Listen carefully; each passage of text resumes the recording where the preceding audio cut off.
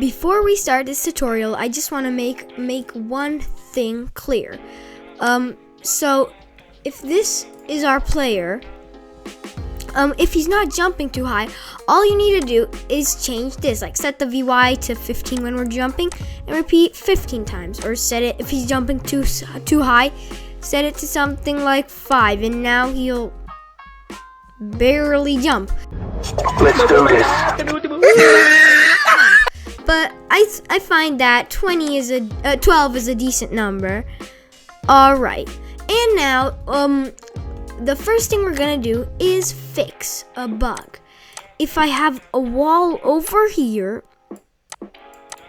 as you can see, he will jump and he'll get stuck on it, and if I go off the wall, as you can see, he'll jump. But if we look at a normal platformer game, as you can see, in a normal platformer, when you jump and you hit a top wall, you'll just go back downwards.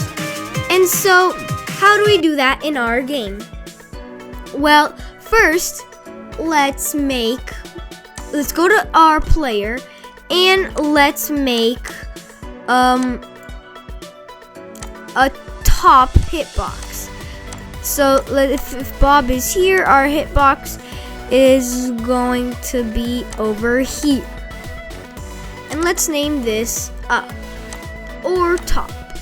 And now, when we jump, we're gonna make a new variable called repeat. And we're gonna set repeat to 0.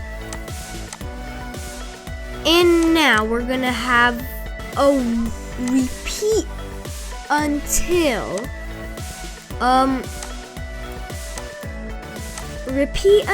repeat is bigger than 11. If I want it to repeat 12 times, then I should have it repeat until it's bigger than 11. If you want to have it repeat 10 times, have it until repeat is bigger than 9. And what we're gonna want to do is switch costume to up. And now, let's drag out an if else.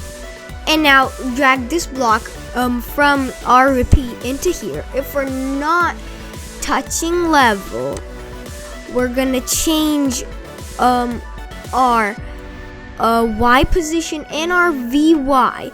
But otherwise, if we are touching it, let's set our repeat to 12, something bigger than 11, so our loop will stop.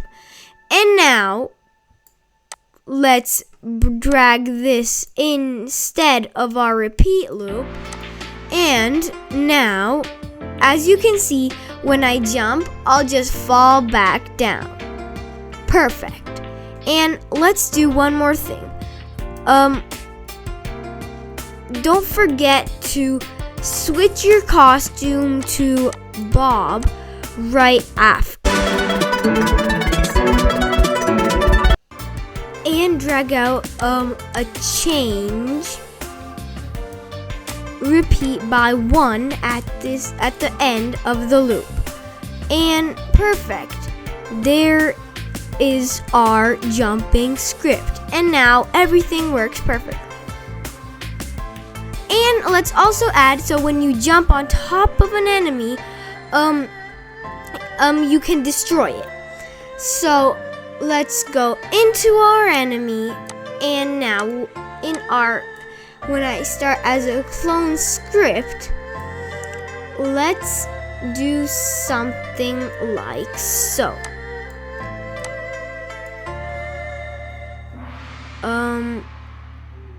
Instead of in Bob, if we're touching, here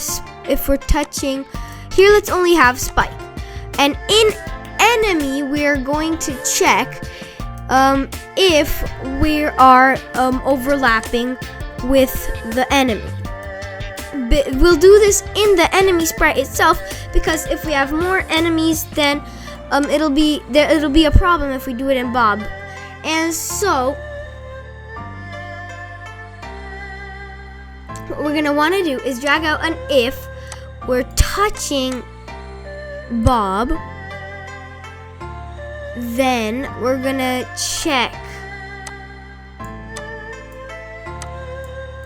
if touching Bob and the clone's Y position is bigger than Bob's Y position plus something like 50. Just test it and see which works better for you. And if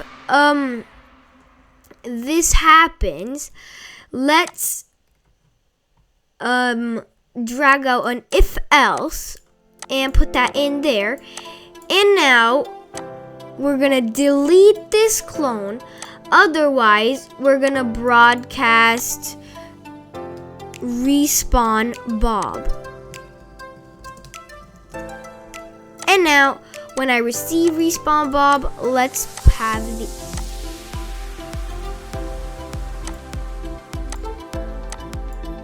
Else, and in the else also have an if we're touching Bob.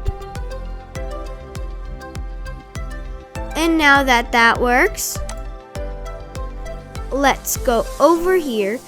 And if the enemy normally hits us, we'll get destroyed. But if we jump, we need to have if Y position is smaller than Y position of Bob plus 10. And now if we jump on our enemy, we can destroy him. Let's also make, for it to look cooler, let's make a costume called Squished. And let's make our enemy flat.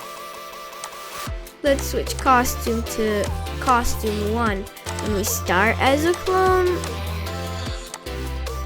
And switch costume to Squish when Bob jumps on us. And instead of our wait 1 second, let's have a repeat. Repeat 50 times, and we're gonna go to X. Instead of a wait, we're gonna be using a repeat, because in the repeat we can have that go to X position plus scroll X, which will let the player still be on the map instead of just floating in the screen. And now we can jump and squish.